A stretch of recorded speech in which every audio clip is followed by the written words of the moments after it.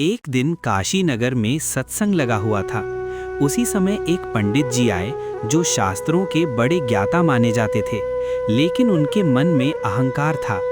उन्होंने देखा कि संत कबीर जी लोगों को सच्चे ज्ञान की बात समझा रहे हैं। पंडित जी ने सोचा, आज देखता हूँ ये कबीर क्या ज्ञान देते हैं। कबीर, सुना है तुम बड़े ज्ञानी बनते हो, पर तुमने कौन सा शास्त्र पढ़ा है, कौन सा वेद सीखा है? पंडित जी, मैंने किताबों से कम और जीवन से अधिक सीखा है। सच्चा ज्ञान किताबों में नहीं, अनुभव में होता है। अरे बिना शास्त्र पढ़े भी कोई ज्ञानी हो सकता है क्या? पंडित जी, अगर केवल पढ़ने से ज्ञान मिल जाता तो हर पुस्तकालय संतों से भर जाता। तो क्या वेद शास्त्र गलत हैं? नहीं पंडित जी, शास्त्र गलत नहीं होते, लेकिन अगर मन में अहंकार हो तो सही शास्त्र भी गलत समझ में आते हैं। तुम कहना क्या चाहते हो? मैं बस इतना कहता हूँ, पोथी पढ़ पढ़ जग मुआ, पंडित भया न कोय, ढाई आखर प्रेम का, पढ़े सो पंडित होए। तुम कहना चाहते हो कि मैं पंडित नहीं हूँ?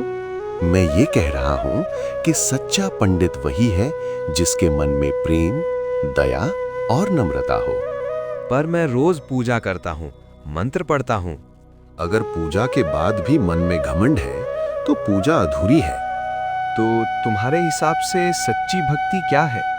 सच्ची भक्ति वो है जिसमें मन से अहंकार निकल जाए और हर जीव में परमात्मा दिखाई दे।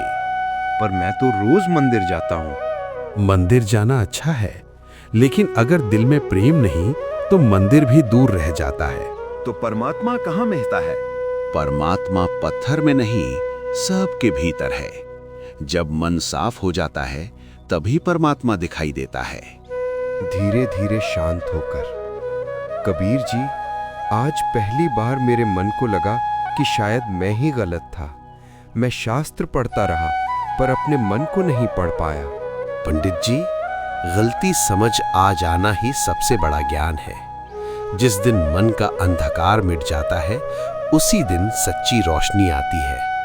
कबीर जी, आज से मैं घमंड छोड़कर सच्चा ज्ञान पाने की कोशिश करूंगा। यही सच्ची शुरुआत है पंडित जी। ज्ञान किताबों से नहीं, विनम्रता से मिलता है। उस दिन के बाद पंडित जी का मन बदल गया।